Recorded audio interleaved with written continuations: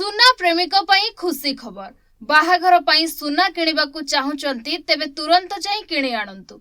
भारतर पड़ोशी देश नेपाल रे सुना दाम ग्राम प्रति 16,000 टंका कमिछि। नेपाल सरकार एभली निष्पत्ति नैछंती। केवल भारत नुहे पड़ोशी देश नेपाल रे मध्य सुना गहनार अधिक चाहिदा रहिछि। तेणु सुना दाम कमिबा परे दुकान रे लंबा लाइन लागिछि। नेपाल सरकार सुना उपरे लागुथबा सीमा शुल्क 50% कम करिसंती। तेणु सुना दाम 15,900 टंका कमिछि। हॉलमार्क सुना दाम 1,67,200 टंका रहिथिबा बेले एबे एहा 1,51,300 टंका होइछि। एहा पूर्वरु जुलाई रे होइथिबा बजेट रे भारत सरकार सुना एवं रूपारू शुल्क 15% रु हटाई 6% करिथिले। फଳରେ सुना दाम 6,000 टंका कमी जाइथिला। एहा परे नेपाल सरकार एभली निष्पत्ति नैछंती।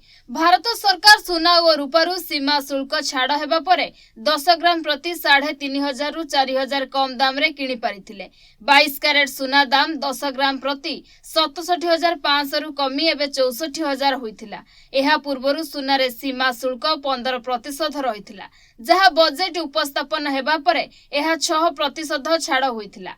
नेपाल सरकार सुना आमदानी उपरे सीमा शुल्क को 20% रु 10% को ह्रास करिसंती। अधिकारी मानक मतरे सोमवार ठारू कार्यकारी होइथिबा कैबिनेट बैठक रे ही निष्पत्ति निया जाइछि।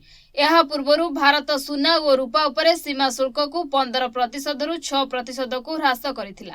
अपरपक्षे नेपाल चलित आर्थिक वर्ष पई बजेट रे सुना उपरे सीमा शुल्क को 5% रु 20% को वृद्धि करिछि। नेपाल रे सुना सस्ता हेबा परे एहार मूल्य भारत तुलना रे ह्रास पाइछि।